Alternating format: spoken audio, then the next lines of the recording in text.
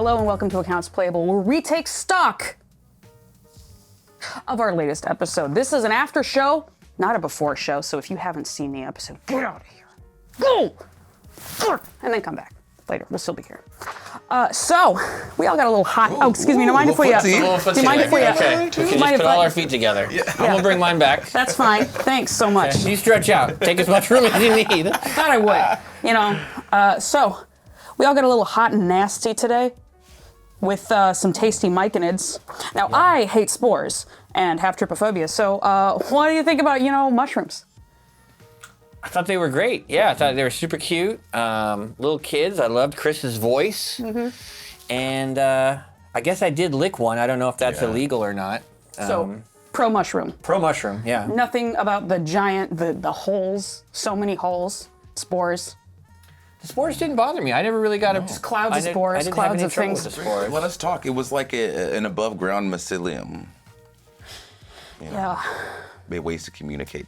Telepathy. Telepathy. It was nice.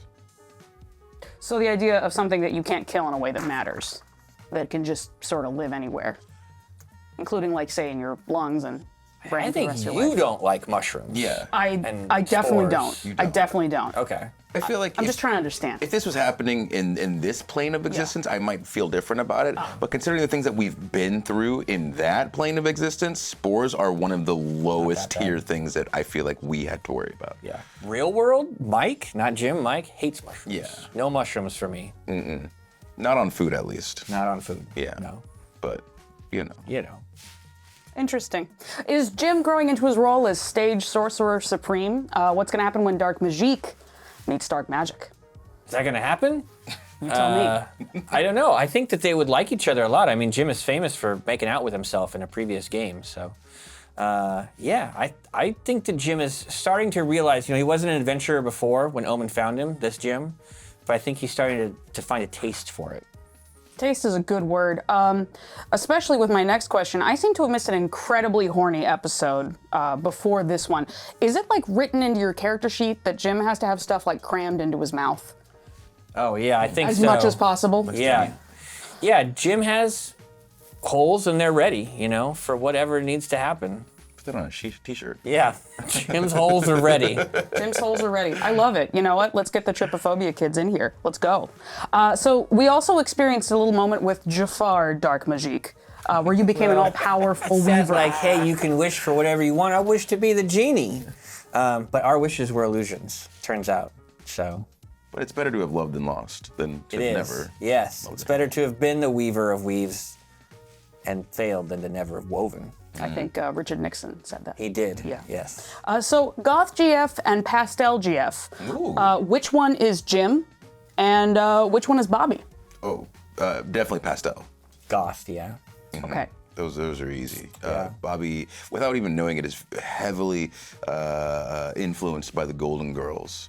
Absolutely. So, living that pastel life. Influenced in more ways than one if we understand the concept of, just who he is as a person. Definitely very into that. So it's actually interesting you say that because you would know those are the yin and the yang. Those tend to come together. There's usually one of each. There are didn't know two that. there are, the Goth and the Pastel GF. Always there are Always two. there are two. Okay. Thank you. They come in twos, as Jafar said to Gandalf. Bobby and Jim got very, very, very close this week. Intimate. Yeah. Yeah. How does our boy Bob treat someone who he's been inside, even after he's been spit out? Very nice, because in order to enter into the insides in the first place, I've got to feel comfortable. Bobby's got to feel good about that person, that dragon, if you will. So even upon being spit out, again, better to have been inside at least once than have never been inside at all. It's true, yeah. Taste that bad dragon. Mm-hmm. All That's right. what I thought was coming up on the table. It was sad that it was for no reason. Yeah. But also, kind of nice that it just happened. Yeah, was it sad or maybe it was just because it was our moment? Yeah, because what would we have been doing otherwise? Just swinging away at this thing. Fighting somebody. We're fighting all the time. Yeah. Now I get to know what your insides feel like. Yeah. In character, how did they feel? Incredible. It was like a full water park in there. I don't know if you guys have this. We have white water in the south, in Georgia, where I'm from. Yeah. Get on that 90-foot water slide. Yeah. Feels like a dragon's throat. You're just in there, slipping and sliding all day. I kept it moist for him in there. So moist. Jim, Yes. you've swelled with life over and over again in this series alone. They keep trying to impregnate me. What do you have to say to the fans about this new trademark for the character? And what makes him such a hospitable vessel? Well, one, I'm excited for the fan art. I like that inflatable thing. That's good. That's good stuff. So yeah, hit me up on Twitter. Find me on Instagram. Send me those pics because I want to know. I want to know what you think he looks like.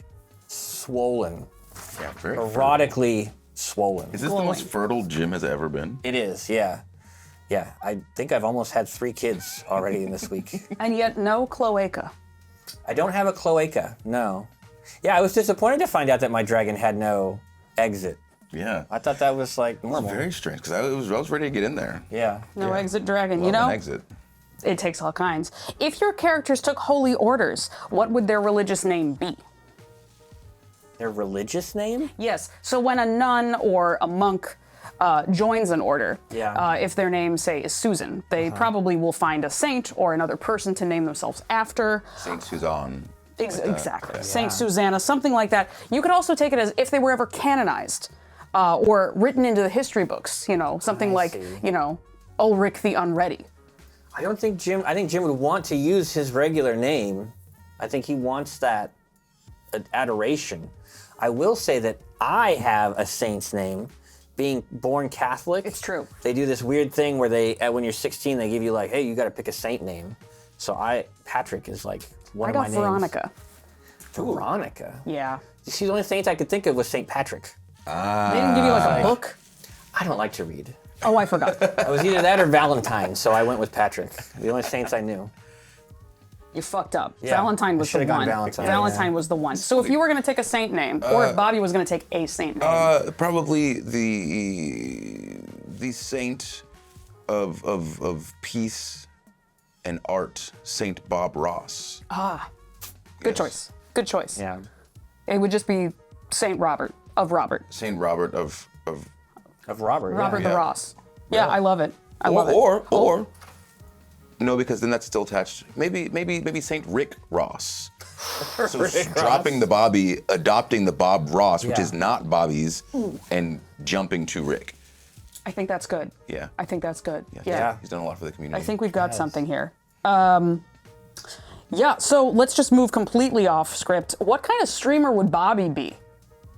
IRL streamer. IRL streamer? Yeah, he'd be cooking a lot. Okay. He'd be making all sorts of normal dishes, but adding different kinds of cheese. So like he would have a week of, hey, spaghetti and meatballs, but every day it's with a new cheese to show you how different cheese can really affect your dish and what that does to your diet and your body. So lots of wellness streams. too. Would he be successful? Insanely. He'd be the only 8-foot barbarian streaming on Twitch at all. I mean, he was very small this episode, so I forgot how goddamn big he be. He's huge, but when he's small, he be small. He stays He's small. not afraid to get in touch with his inner tininess. It's teeny.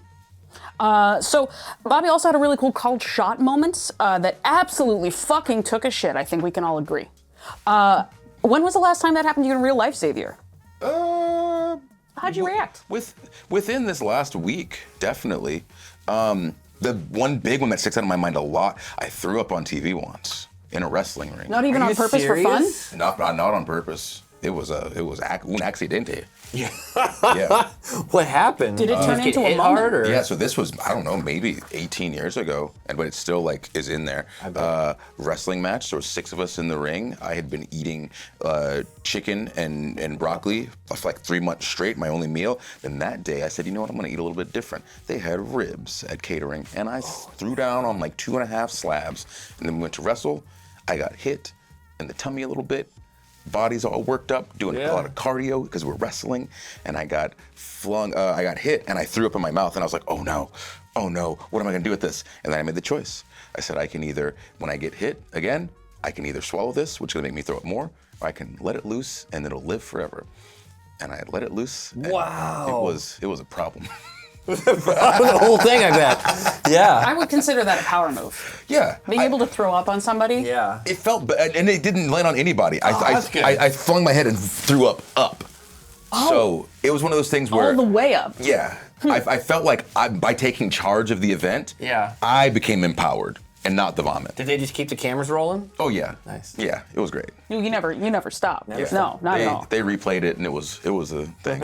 You can find it on YouTube. Speaking of things you can find on YouTube, soon enough, Little Bitty Bobby and Enormous Dragon Jim. What finish is that? And do you think we should cater to it more? Yeah, absolutely. I think there's a demographic there that we could get our mitts on. Tiny Bobby, Big Jim. Yeah. I like that. And there's definitely some sort of collab with Bad Dragon.